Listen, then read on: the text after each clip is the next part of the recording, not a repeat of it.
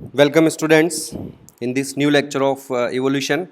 आपको याद होगा हम पढ़ रहे हैं evidences in favour of biological evolution, in favour of organic evolution.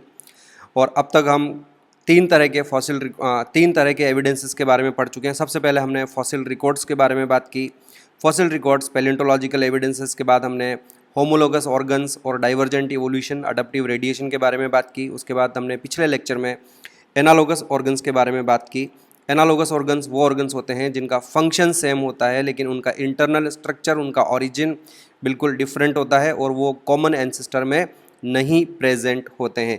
Analogous organs कैसे डेवलप होते हैं उसका मैंने आपको यहाँ एक एग्जांपल भी बताया कि जो स्पीशीज़ होती है बिल्कुल एक दूसरे से unrelated species, distantly related species, उनमें से अगर कोई एनिमल्स एक कॉमन हैबिटेट के लिए अडप्ट होना शुरू करता है तो वो एक नया स्ट्रक्चर डेवलप करता है जो उस कॉमन हैबिटेट के लिए रिक्वायर्ड है। और वो जो कॉमन स्ट्रक्चर बनेगा वो एक्सटर्नली उनका सबका सेम दिखाई दे सकता है लेकिन इंटरनल स्ट्रक्चर उसका बिल्कुल डिफरेंट होगा। ऐसे ऑर्गन्स को हम एनालोगस ऑर्गन्स कहते हैं। और इस तरह का जो इवोल्यूशन यहाँ आपको दिखाई दे रहा है, this type of evolution is called convergent evolution या अडप्टिव कन्वर्जेंस या पैरेलल इवोल्यूशन भी कहते हैं।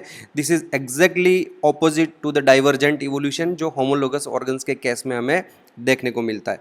बच्चों, हमने कई सारे एग्जांपल्स लिए एनालोगस ऑर्गन्स के, जैसे हमने wings of insect, pterodactyl, bird and bat. इसके अलावा हमने और भी कई सारे एग्जाम्पल डिस्कस किए। यहाँ मैंने आपको बड़ी इंपॉर्टेंट बात भी बताई है आपको कि अगर एग्जाम में क्वेश्चन आता है टेरोडेक्टाइल, बर्ड और बैट, हो सकता है टेरोडेक्टाइल नहीं पूछे, आपको बर्ड और बैट में ही कंपेयर करना हो। अगर विंग्स पूछे तो आप एनालोगस ऑर्गन करेंगे, लेकिन इनके 4 लिम्स पूछे तो आप इसमें होमोलोगस ऑर्गन्स करेंगे। आगे बढ़ते हैं, हमारे पास और भी कई सारे एग्जाम्पल हमने लिए। Eyes of octopus and eyes of vertebrates, इसमें रेटिना की पोजीशन बिल्कुल डिफरेंट होती है, ऑपोजिट होती है। Flipper of penguin and flipper of dolphin, ये इनके कॉमन एंसेस्टर में प्रेजेंट नहीं था। This is another example of analogous organ. Fin of fishes and flipper of seal is another example. Sting of bee and scorpion, दोनों का function same है लेकिन structure दोनों का डिफरेंट होता है। Phylloclade of Ruscus and leaf, phylloclade basically stem है, leaf leaf है, और दोनों का यहाँ फंक्शन सेम हो जाता है। Photosynthesis is the common function and therefore they are considered as analogous structures. Chloragogen cells of Pheretima and liver of vertebrate, hands of man and trunk of elephant, function same है दोनों का। Potato and sweet potato both are having same function लेकिन दोनों का structure different है। Potato stem होता है, sweet potato root होता है। डॉग फिश और वेल का भी एग्जाम्पल लिया। एंड देन लास्टली एक बड़ा ही इंपॉर्टेंट एग्जाम्पल हमने डिस्कस किया कि जब हम मार्सुपियल्स, ऑस्ट्रेलिया में जितने भी मार्सुपियल्स हैं उनको हम कंपेयर करते हैं प्लेसेंटल मैमल्स के साथ, तो वी फाइंड कि जिस तरह के मार्सुपियल्स ऑस्ट्रेलिया में इवॉल्व हुए हैं, कुछ कुछ वैसे ही मिलते जुलते प्लेसेंटल मैमल्स दुनिया के दूसरे कॉन्टिनेंट्स पर इवॉल्व हुए हैं। और उनको जब हम आपस में कंपेयर करें तो वी विल फाइंड कि भले ही ये दोनों ग्रुप एक दूसरे से अनरिलेटेड है, लाइक डिस्टेंटली रिलेटेड है, लेकिन कॉमन हैबिटेट के कारण इनमें कॉमन स्ट्रक्चर्स डेवलप हुए हैं। And when we compare one marsupial with one placental mammal, this is the example of convergent evolution और पैरेलल इवोल्यूशन। बच्चों, एविडेंसेस की लाइन में हम आगे बढ़ते हैं और आज हम बात करेंगे एविडेंसेस फ्रॉम वेस्टिजियल ऑर्गन्स।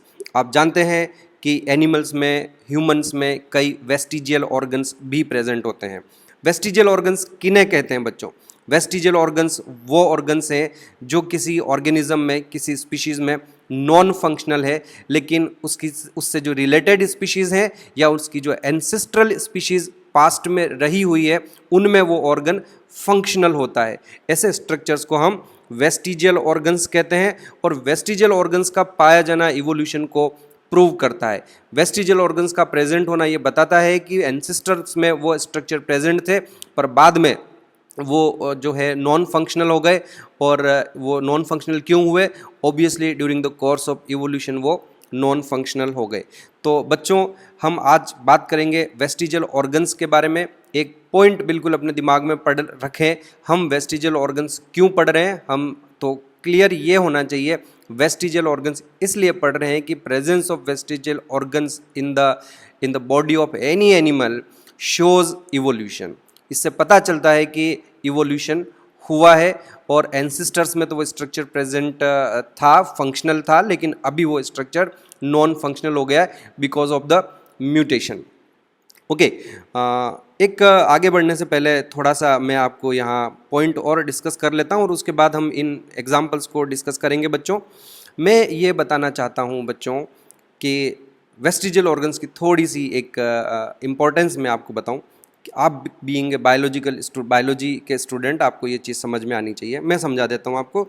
मान लीजिए हमारे पास कोई एक स्पीशीज़ है बच्चों, और इस स्पीशीज़ में कोई एक पर्टिकुलर ऑर्गन प्रेजेंट है, तो ये वो ऑर्गन है। ओके, ये ऑर्गन बड़ा ही यूज़फुल है। फाइन, समझ में आई बात है आपको, यूज़फुल ऑर्गन है ये। इसमें ऐसे ही मैंने हाइपोथेटिकली बता दिया आपको, यूज़फुल कोई ऑर्गन है। अब इस एनिमल में म्यूटेशन होता है, तो जैसे ही म्यूटेशन हुआ ये स्ट्रक्चर जो है वो मान लीजिए डिसरप्ट हो गया है, डैमेज हो गया है, किसी काम का नहीं रहा। तो ये जो ऑर्गन है ये मान लीजिए नॉन फंक्शनल हो गया। अब नॉन फंक्शनल होते ही मान लीजिए इस ऑर्गन की रिक्वायरमेंट है, ये इस एनिमल के लिए ज़रूरी है, जिस एनवायरनमेंट में ये रह रहा है उस एनवायरनमेंट में सरवाइव करने के लिए अगर इस स्ट्रक्चर की रिक्वायरमेंट है तो what will happen to this animal, इस एनिमल की डेथ हो जाएगी, या यूँ समझ लें कि ये अनफिट हो जाएगा।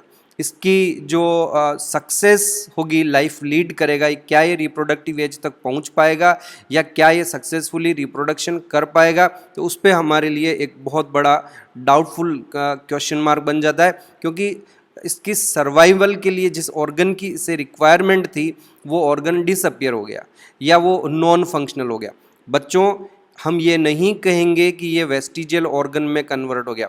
इनफैक्ट होगा क्या कि ये जो एनिमल है जो हमारा अनफिट हो गया है, इसकी डेथ हो जाएगी before it will undergo reproduction, और इसमें जो म्यूटेशन के कारण इसका जो ऑर्गन नॉन फंक्शनल हो गया है वो अगली जनरेशन में नहीं जाएगा, और पॉपुलेशन में जो एक नया स्ट्रक्चर डेवलप हुआ था वो वापस एलिमिनेट भी हो जाएगा, वो किसी नए एनिमल में नहीं दिखाई देगा।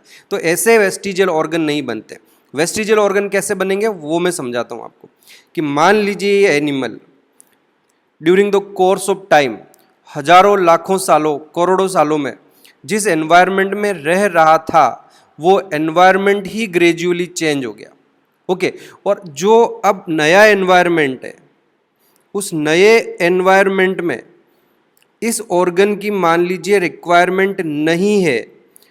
ओके, आई रिपीट, उस ऑर्गन की रिक्वायरमेंट नहीं है तो ये पड़ा रहेगा, और पड़ा रहेगा। अभी ये वेस्टिजियल नहीं हुआ है क्योंकि अभी ये दिख रहा है आपको, जैसा इसका शेप आज से 10 लाख साल पहले था वैसा ही आज भी है।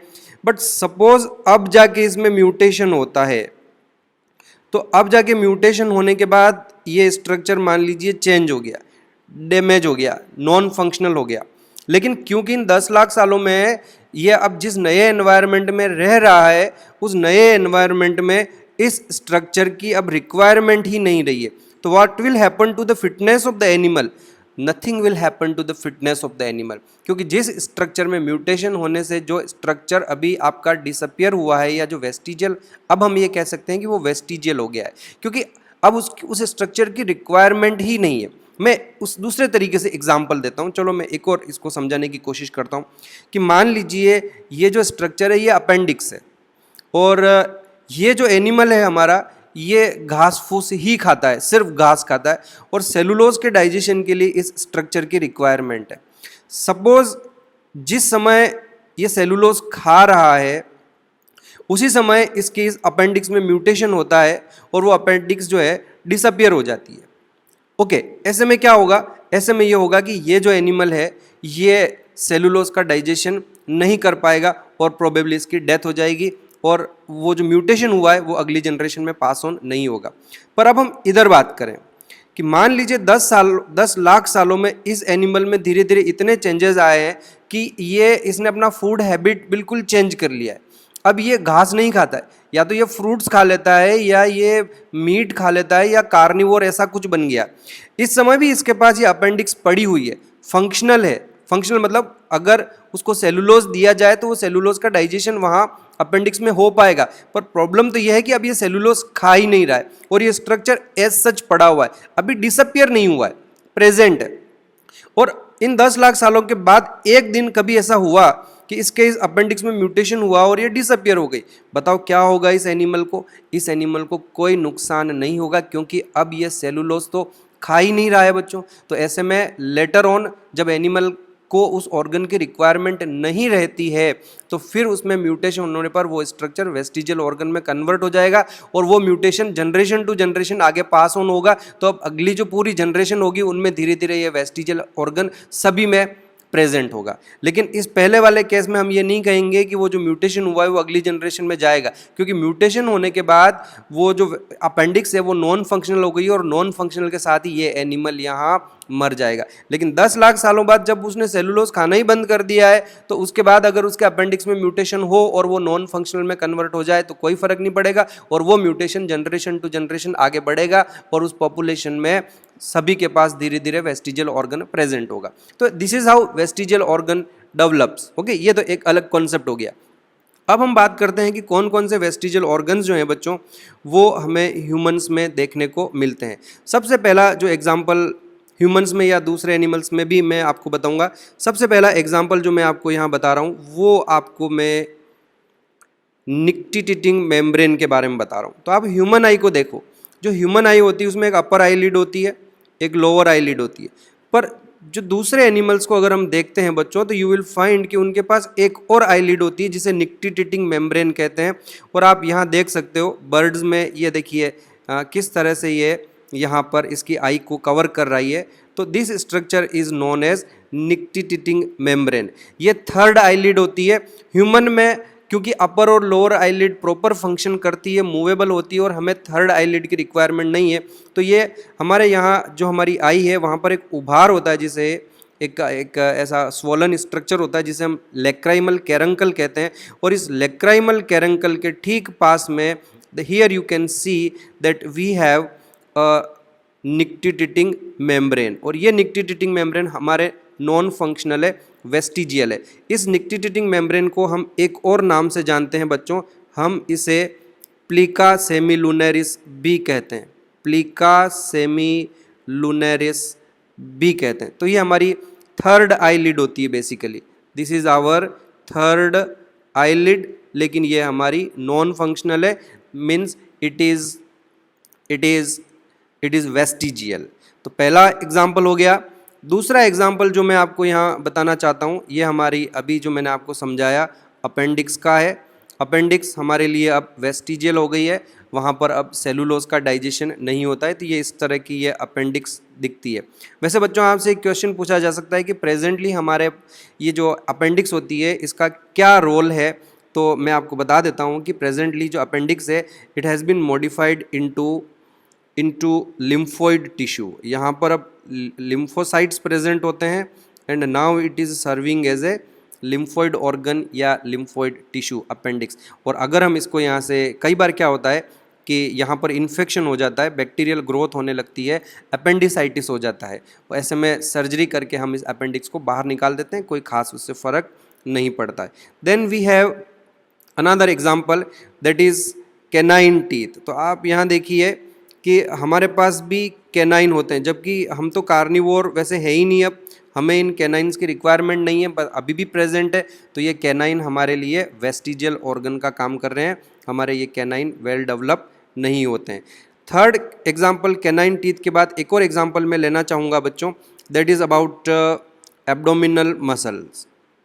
एब्डोमिनल मसल आप देख सकते हैं, मैंने एक फोटोग्राफ दिया है आपको, जो हमारे एब्डोमेन में मसल्स होते हैं जिन्हें हम रेक्टस एब्डोमिनिस मसल कहते हैं। ये यहाँ दिखाई दे रहे हैं, रेड कलर में शो हो रहे हैं, ये हमारे सेगमेंटल मसल्स है ना, सेगमेंटल मसल्स होते हैं।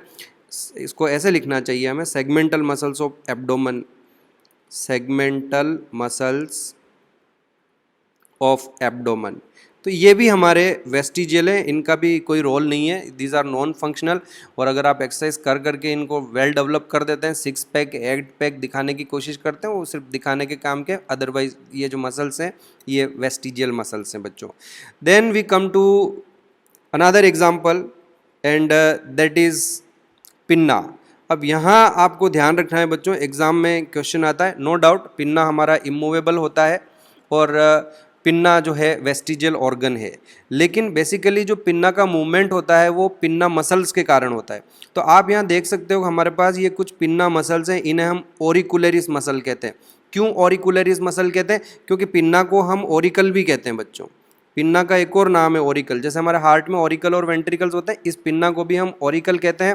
और पिन्ना के मूवमेंट के लिए ये जो मसल्स हैं, इन मसल्स को हम ऑरिकुलरिस मसल्स कहते हैं। तो एग्जाम में क्वेश्चन आ जाए कि what is vestigial, pinna is vestigial और पिन्ना मसल्स आर वेस्टिजियल।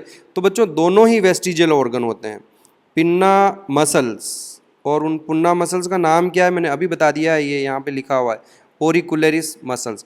तो pinna muscles are also vestigial. Okay, समझ में आ गई बात आपको? दोनों ही वेस्टिजियल होते हैं। हमारा पिन्ना इसलिए मूवमेंट नहीं करता है क्योंकि हमारे मसल्स मूवमेंट नहीं करते हैं, मसल्स वेस्टिजियल है। अब एग्जाम में क्वेश्चन आया और ऑप्शन में आपसे दोनों पूछा जाए कि what is vestigial, pinna is vestigial और पिन्ना मसल्स, तो वैसे तो दोनों वेस्टिजियल है, but if you have to choose one out of two, तो फिर आपको प्रेफरेंस पिन्ना मसल्स को देनी है बच्चों। अगर किसी क्वेश्चन में पूछा हुआ है कि which one of the following is vestigial और उसमें पिन्ना मसल्स भी लिखा हुआ है और पिन्ना भी लिखा हुआ है, तो फिर आपको जो प्रेफरेंस देनी है वो पिन्ना मसल्स को देनी है, क्योंकि पिन्ना मसल्स वेस्टिजियल है इसलिए आपका पिन्ना इमूवेबल है। ओके, अदरवाइज तो पिन्ना का जो शेप है उस वजह से पिन्ना साउंड कलेक्शन में हेल्प करता है। हमारा क्या है बच्चों कि हमारा पिन्ना नहीं हिलता है, तो आपने कभी नोटिस किया होगा कि जैसे ही आपको कोई आवाज़ देता है तो हम एकदम हमारी नेक को मूवमेंट करते हैं, क्योंकि हम हमारे पिन्ना का मूवमेंट नहीं कर सकते, हम हमारे नेक को मूवमेंट करते हैं। और नेक का मूवमेंट होने के बाद अल्टीमेटली पिन्ना जो है वो पिन्ना का शेप जो है वो साउंड वेव्स को रिसीव करने में हेल्पफुल तो डेफिनेटली है। तो अब इसलिए हमारे पास पिन्ना बेसिकली इतना नॉन फंक्शनल नहीं है, वो तो साउंड वेव्स को कलेक्ट कर रहा है। पिन्ना मसल्स जो हैं वो हमारे पास नॉन फंक्शनल हो गए, वेस्टिजियल हो गए। ओके, तो ये चीज़ क्लियर हो गई। तो so far we have talked about 5 examples of vestigial organs. कौन कौन से हमने डिस्कस किए? Nictitating membrane in human eye, appendix जो होती है हमारे कैनाइन भी वेस्टिजियल हैं, हमारे एब्डोमिनल मसल्स वेस्टिजियल हैं, पिन्ना और पिन्ना मसल्स वेस्टिजियल हैं। ह्यूमन में आपको ये एक कॉक्सिक्स के बारे में भी आपने सुना होगा, ये हमारी टेल बोन है। हमारे टेल नहीं होती ना, हमारे पास कोडल वर्टिब्री नहीं है, तो ये बेसिकली कोडल वर्टी जिनके पूंछ होती है, हमारा तो पूंछ नहीं है, तो जो पूंछ में कोडल वर्टिब्रे होने चाहिए थे उन कोडल वर्टिब्रे की जगह हमारे पास कॉक्सिक्स है, एक सिंगल बोन है जिसे हम टेल बोन के नाम से जानते हैं। ये भी हमारे टेल नहीं होती है, लेकिन अंदर अगर हम देखें तो हमारे वर्टिब्रल कॉलम के एंड में नीचे की ओर एक छोटी सी बोन प्रेजेंट होती है जो हमारे टेल को रिप्रेजेंट करती है। तो ये वेस्टिजियल स्ट्रक्चर हो गया। तो ये कुछ वेस्टिजियल स्ट्रक्चर्स मैंने ह्यूमन में बताया। ह्यूमन के अलावा बच्चों ये कौन से नंबर का है? ये कॉक्सिक्स हमारी 6 नंबर की बताई मैंने आपको। देन अब मैं दूसरे एनिमल्स में बताऊं तो 7th नंबर पर मैं एग्जांपल लेना चाहूँगा बच्चों पाइथन का। देखो, जो स्नेक्स होते हैं, किसी भी सांप में लिम्स नहीं होते हैं, 4 लिम्स भी नहीं होते हैं, हाइंड लिम्स भी नहीं होते हैं, बिकॉज बरोइंग हैबिट होती है उनकी, वो बरो बना के रहते हैं अंदर की ओर। तो during the course of evolution it is believed कि जो इनके एंसेस्टर्स थे उनके पास तो लिम्स थे, 4 लिम्स भी थे, हाइंड लिम्स भी थे, और उन लिम्स को बॉडी से अटैच करने के लिए उनके पास गर्डल्स भी थी, पेक्टोरल गर्डल और पेल्विक गर्डल वगैरह सब थी। लेकिन बाद में इवोल्यूशन में ये सारी चीज़ें धीरे धीरे ग्रेजुअली डिसअपियर हो गई। लेकिन हम आज भी कुछ अब इस थ्योरी के लिए हमारे पास कोई प्रूफ है? हाँ, डेफिनेटली हमारे पास प्रूफ है बच्चों। कुछ सांप ऐसे होते हैं जैसे पाइथन है, बोआ है, उसको अगर आप बॉडी के पिछले पार्ट की ओर जाएं तो वहाँ आपको उसका स्केलेटन देखें अंदर से, तो यू विल फाइंड कि उसके स्केलेटन में वहाँ पेल्विक गर्डल के कुछ रिमेनिंग पार्ट्स उनमें अभी भी प्रेजेंट है। तो ये बेसिकली उनकी वेस्टिजियल पेल्विक गर्डल है। और ये वाली ये पेल्विक गर्डल है उनकी, और उस पेल्विक गर्डल से एक छोटी सी बोन, ये ब्लू कलर की यहाँ बता रखी है बच्चों, ये अटैच्ड रहती है। तो ये जो स्मॉल बोन है ये उसके लिम्ब को शो कर रही है, यानी उनके पास वेस्टिजियल पेल्विक गर्डल भी है और वेस्टिजियल लिम्ब बोन भी उनके पास प्रेजेंट है। ये सिर्फ किस में होती है? पाइथन और बोआ जैसे 2-4 हमारे पास स्नेक है उनके पास ये स्ट्रक्चर प्रेजेंट है। इससे पता चलता है कि इनके एंसेस्टर के पास ये पेल्विक गर्डल और ये जो बोन्स थी ये वेल डेवलप थी, यहाँ पर उनके लिम्स हुआ करते थे। इसके अलावा और अगर मैं आपको वेस्टिजियल ऑर्गन बताऊं तो कौन से नंबर का एग्जाम्पल? 7th 8th नंबर का एग्जाम्पल मैं आपको बताना चाहूँगा। ये देखिए यहाँ पर मैं लेना चाह रहा हूँ 8th नंबर पर एक एग्जाम्पल बच्चों, and this example belongs to horse. हम जानते हैं कि हॉर्स जो होता है ये पेरिसोडेक्टाइला में आते हैं और इनके पास एक ही जो लेग होती है उसमें एक ही फिंगर है और बेसिकली वो 3rd नंबर की फिंगर है। अभी मैंने रिसेंटली आपको इवोल्यूशन पढ़ाया है, हॉर्स की पेडिग्री पढ़ाई है कि कैसे उसमें इवोल्यूशन हुआ है। तो इनिशियली जो हॉर्स के एंसेस्टर थे उनके पास 2nd, 3rd, 4th और 5th फिंगर्स थी। धीरे धीरे क्या हुआ, 3rd फिंगर तो आज भी रहेगी, लेकिन ये 2nd, 4th और 5th नंबर फिंगर जो है ग्रेजुअली डिसअपियर होने लगी और 5th तो बिल्कुल डिसअपियर हो गई। लेकिन प्रेजेंटली ये जो 2nd और 4th नंबर की बोन है ये अभी भी हॉर्स के लेग में यहाँ ऊपर की ओर प्रेजेंट होती है। तो ये इसको हम स्प्लिंट बोन कहते हैं। ये कौन सा एग्जाम्पल मैं आपको बता रहा हूँ, दिस इज 8th नंबर का जो एग्जाम्पल है, this is splint bone of horse. और इसको यहाँ से मैं हटा देता हूँ। ओके, तो हॉर्स में भी ये वेस्टिजियल ऑर्गन है। वेस्टिजियल ऑर्गन्स न सिर्फ प्लांट में मिलते हैं, न सिर्फ एनिमल्स में ही मिलते हैं, वेस्टिजियल ऑर्गन्स प्लांट में भी मिलते हैं। ये वही प्लांट है जिसके बारे में हमने पिछले लेक्चर में बात करी है बच्चों, रस्कस। और ये रस्कस का पूरा फिल्लोक्लेड है। ये बेसिकली आपको लीफ जैसा लग रहा है, ये लीफ नहीं है, ये स्टेम है और फोटोसिंथेटिक स्टेम है, फ्लैट हो गया है, बिल्कुल लीफ जैसा दिखाई दे रहा है। तो क्योंकि ये लीफ जैसा दिखाई दे रहा है इसलिए हमने इसको फिल्लोक्लेड कहा है। और प्रूफ क्या है कि ये स्टेम है, तो देखो डायरेक्ट इसके ऊपर फ्लावरिंग होती है, डायरेक्ट यहाँ से फ्लावर ग्रो करते हैं। और फ्लावर तो बच्चों लीफ पर ग्रो नहीं करते ना, स्टेम से निकलते हैं फ्लावर। तो यहाँ से ये फ्लावर्स का निकलना ये बता रहा है कि ये जो स्ट्रक्चर है ये बेसिकली स्टेम है।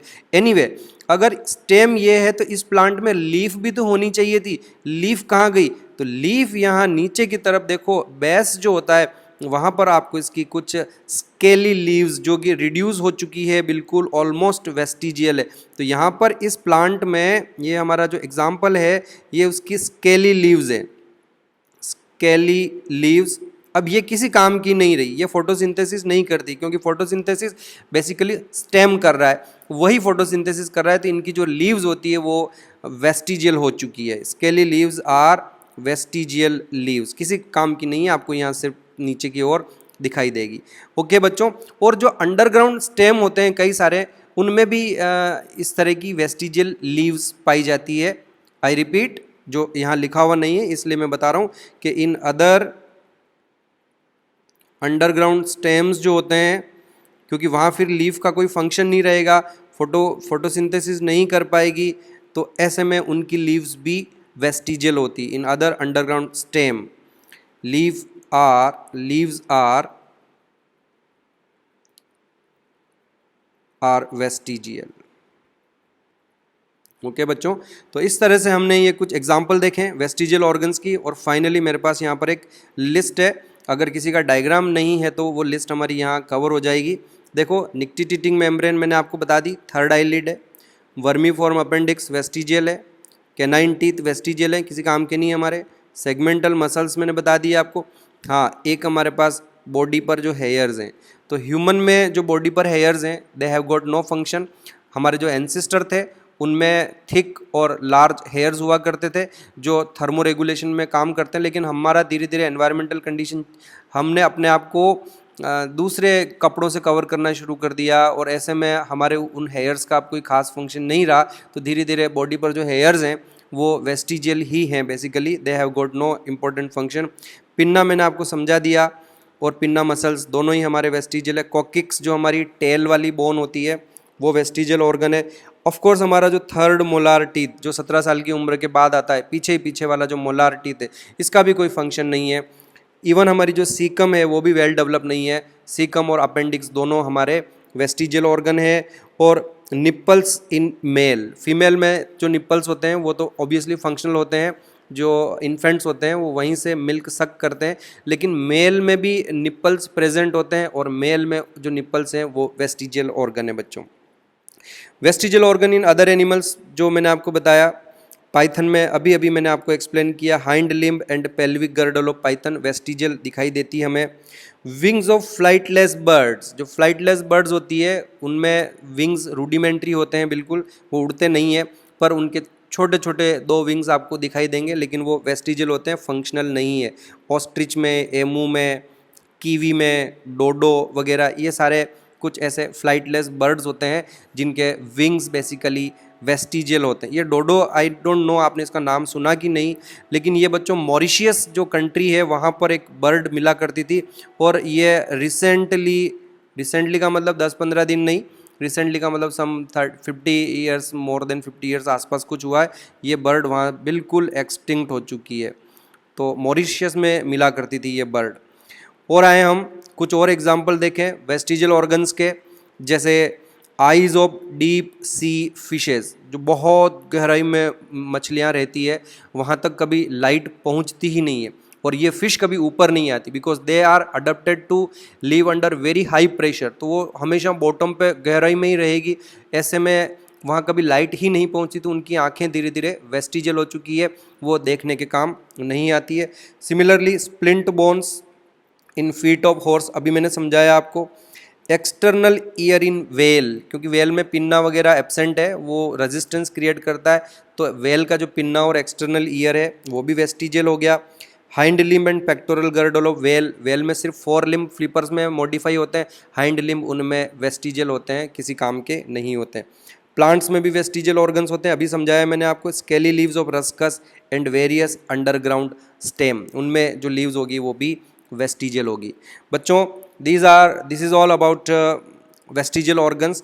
आगे हम बात करते हैं 3rd 4th एविडेंसेस के बारे में। एक नया पार्ट है हमारा, ये नया टॉपिक है बच्चों।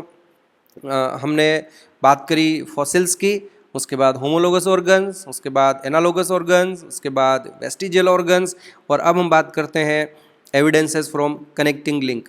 तो बच्चों आर्कियोप्टेरिक्स के बारे में मैंने आपको रिसेंटली पढ़ाया है। कई सारे एनिमल ऐसे होते हैं जो कनेक्टिंग लिंक्स होते हैं, इन द सेंस वो 2 ग्रुप से बिलोंग करते हैं, या यूं कहें कि उनमें 2 ग्रुप के कैरेक्टरिस्टिक्स प्रेजेंट होते हैं। जैसे आर्कियोप्टेरिक्स बेसिकली फिशेस, उसको बर्ड्स में हमने रखा है, एवीज में रखा है, लेकिन उसमें कई सारे रेप्टिलियन कैरेक्टर्स भी होते हैं। तो ये जो इस तरह के कनेक्टिंग लिंक होते हैं बच्चों, उससे इवोल्यूशन के फेवर में एक बड़ा ही स्ट्रॉन्ग एविडेंस आता है कि अगर ये कनेक्टिंग लिंक प्रेजेंट है, इसका मतलब ग्रेजुअली इवोल्यूशन हुआ है। तो it is a good example if you talk about the evidences from various features जो हमने डिस्कस करें हैं, उनमें से कनेक्टिंग लिंक भी एक बड़ा ही इम्पोर्टेंट है। व्हाट आर कनेक्टिंग लिंक्स, तो डेफिनेशन आपको मैं पहले बता ही चुका हूँ, कई बार पढ़ा चुका हूँ मैं, फिर एक बार हम रीड कर लेते हैं। Some animals and plants possess characters of 2 separate groups, one being primitive and other is advanced group। जैसे आर्कियोप्टेरिक्स में बर्ड्स जो है वो एडवांस ग्रुप हो गया, और रेप्टिलिया जो हो गया वो प्रिमिटिव ग्रुप हो गया। These species act as bridge between 2 taxonomic groups, दोनों टैक्सोनॉमिक ग्रुप के बीच में वो ब्रिज की तरह काम करती है। Such organisms are called connecting links। तो कई सारे एग्जाम्पल्स हैं हमारे पास कनेक्टिंग लिंक के बच्चों, जिनमें 2 अलग अलग ग्रुप के कैरेक्टरिस्टिक्स प्रेजेंट होंगे। पहला एग्जाम्पल हम यहाँ ले रहे हैं बच्चों, वायरसेस। अब जैसा कि आपको पता है वायरसेस के बारे में, they are connecting link between living and non living. मैं यहाँ लिख नहीं रहा हूँ, लेकिन आप चाहें तो लिख लेना कि why viruses are connecting link between living and non living. तो हम जानते हैं कि viruses when outside the body they are non living, and when they are inside the body of host they become living. तो इसलिए हम viruses को connecting link कहते हैं, लिविंग और नॉन लिविंग के बीच में। दूसरा हमारे पास यूग्लिना है। तो यूग्लिना में आप जानते हैं बच्चों, ये प्लांट और एनिमल्स के बीच में कनेक्टिंग लिंक है। इसमें ऑटोट्रॉफिक न्यूट्रिशन भी है, यानी कि ये खुद फोटोसिंथेसिस कर सकता है, और अगर लाइट अवेलेबल नहीं है तो इसमें हिटेरोट्रॉफिक न्यूट्रिशन भी होता है। तो दोनों ही तरह का न्यूट्रिशन है। ऑटोट्रोपिज्म मतलब फोटोसिंथेसिस जो प्लांट का कैरेक्टर है, और हिटेरोट्रॉपिक न्यूट्रिशन जो है वो एनिमल्स का कैरेक्टरिस्टिक फीचर है। इसी तरह से बच्चों हमारे पास एग्जांपल है प्रोटीरोस्पोंजिया। ये प्रोटोजोआ में आता है, यूनिसेलुलर है, लेकिन बच्चों ये कॉलोनी बना के रहता है, और इसकी कॉलोनी एक मल्टी सेलुलर एनिमल जैसी दिखाई देती है। And that's why Proterospongia is considered as a connecting link between Protozoa and Porifera.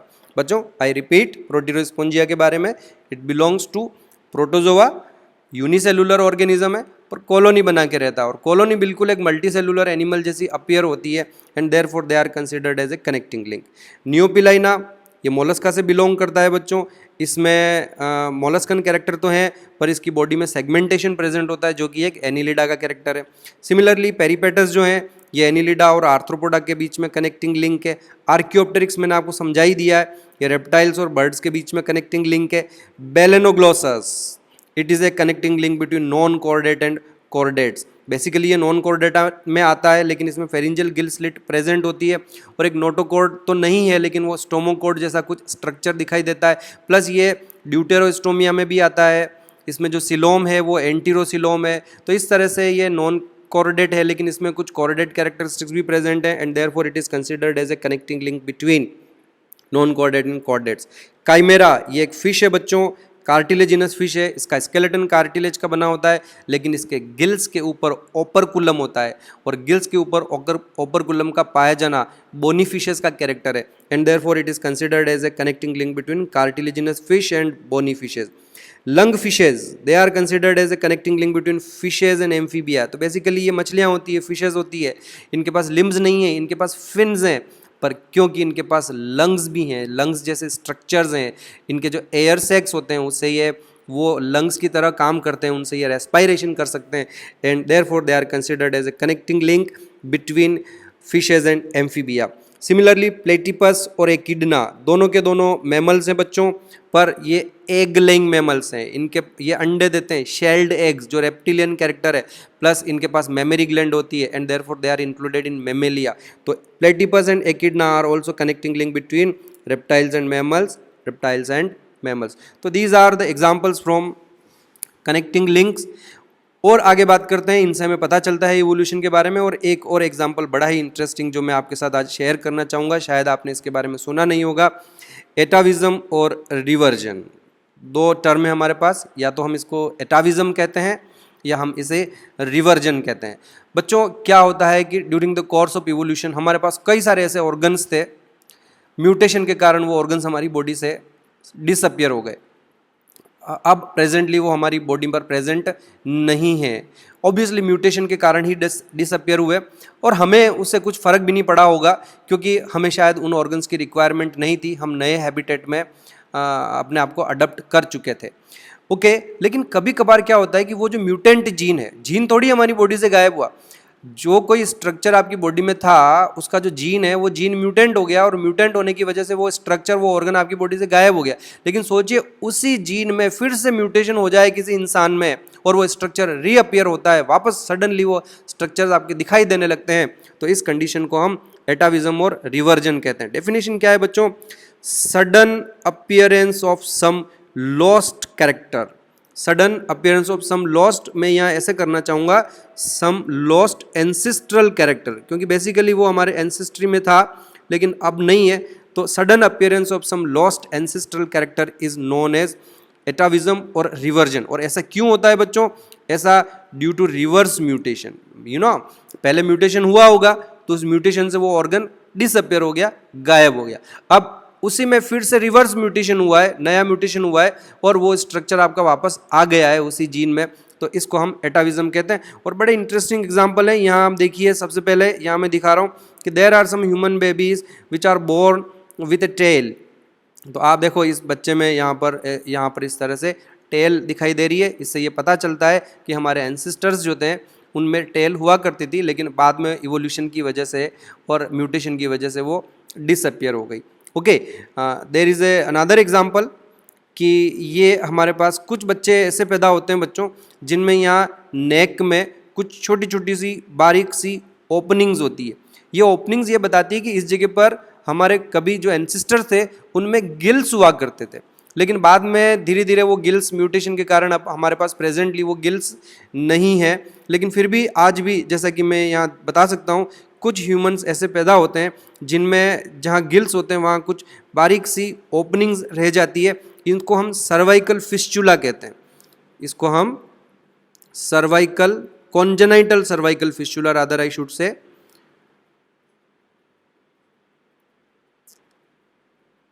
Congenital क्योंकि ये जन्म से ही प्रेजेंट होते हैं, कॉन्जेनाइटल। सर्वाइकल क्यों? क्योंकि ये नेक वाले एरिया में होते हैं। सर्वाइकल फिस्चुला, छोटे से इस तरह के कट्स होते हैं, तो ये छोटी छोटी ओपनिंग्स होती है, ये कभी कभार इस तरह से दिखाई दे जाती है। ये एटाविज्म है बच्चों, ये रिवर्जन है, ये म्यूटेशन के कारण वापस आ गए। Okay, now we have another example, pointed canines, है ना, लॉन्ग पॉइंटेड कैनाइन्स। तो कई बार ऐसा भी होता है कि कुछ ह्यूमन्स ऐसे पैदा हो जाते हैं जिनके कैनाइन्स बिल्कुल वेल डेवलप होते हैं। इस तरह से आप देख सकते हैं यहाँ पर पॉइंटेड कैनाइन्स इस तरह से डेवलप हैं। तो इसका मतलब फिर से ये पता चल रहा है कि हमारे जो एंसेस्टर थे उनमें इस तरह के कैरेक्टर प्रेजेंट थे, लेकिन बाद में during the course of evolution ये धीरे धीरे डिसअपियर हो गए, लेकिन वापस कभी कभार इससे स्ट्रक्चर डेवलप हो जाते हैं। This another example, you can C large thick body hairs. पूरी बॉडी पर आप देख सकते हो कि इसने तो क्या है कि कपड़े पहन रखे हैं तो आपको सिर्फ इसके चेहरे पर हेयर्स दिखाई दे रहे हैं, पर इसके ये जो हेयर्स हैं ये इसकी पूरी बॉडी पर डेफिनेटली प्रेजेंट होंगे, जो ये बताता है कि हमारे जो एप्स वगैरह हैं उनके साथ हमारे को रिलेशन को ये शो करते हैं, या यूँ बताते हैं कि हमारे एंसेस्टर्स में तो बहुत ज़्यादा हेयर्स हुआ करते थे। Similarly you can see here, एक और एग्जांपल मैं आपको बताना चाह रहा हूँ, that is about multiple memory gland और मल्टीपल निपल्स। तो जो एक सिंगल पेयर निपल्स का होता है उसके अलावा भी कई बार आप यहाँ देख सकते हैं देर आर मल्टीपल निपल्स, क्योंकि आपने देखा होगा कि हमारे कई सारे एंसेस्टर दूसरे जो मैमल्स होते हैं उनमें मल्टीपल मेमोरी ग्लैंड्स होती है। आप डॉग में देखें, पिग में देखें, तो multiple mammary glands is a common feature in mammals. Human में भले ही एक ही पेयर मेमोरी ग्लैंड का है, लेकिन कभी कभार इससे ये पता चलता है कि हमारे जो एंसेस्टर्स थे उनमें भी मल्टीपल मेमोरी ग्लैंड्स हुआ करती थी, लेकिन during the course of evolution एक ही रही। लेकिन आज भी कुछ ऐसे पैदा हो जाते हैं ह्यूमन जिनमें इस तरह की मल्टीपल मेमोरी ग्लैंड्स प्रेजेंट होती है। These all are examples of atavism. I repeat, क्या टर्म हमने यूज़ करी है बच्चों? एटाविज्म या रिवर्जन, है ना, ये सब म्यूटेशन के कारण ऐसा हो जाता है। So these are some examples. Atavistic characters कौन कौन से हैं, मैंने यहाँ पर आप लोगों के लिए एक लिस्ट बना ली है। जो एटाविस्टिक कैरेक्टर्स हैं, एक तो ह्यूमन बेबी विथ टेल, दूसरा सर्वाइकल फिस्चुला जो हमारी फेरिंजियल गिल स्लिट्स को रिप्रेजेंट करते हैं, फिर long pointed canine teeth, large and thick body hairs represent relationship with apes, and extra nipples more than 2 जो होते हैं। All these are examples of atavistic characteristics. तो बच्चों आज इतना ही करते हैं। Thank you very much. मैंने कुछ और एविडेंसेस के बारे में बात की, अभी एविडेंसेस ख़त्म नहीं हुए, अगले लेक्चर में थोड़े कुछ और एविडेंसेस के बारे में हम बात करेंगे जो ये प्रूव करेंगे कि इवोल्यूशन हुआ है। हम आज की जो दुनिया है, आज के जो एनिमल्स हैं, आज के जो प्लांट्स हैं, हमेशा से ऐसे नहीं है, इनमें धीरे धीरे ग्रेजुअली चेंजेस होते हुए आए हैं, और evolution is a continuous process. Thank you very much.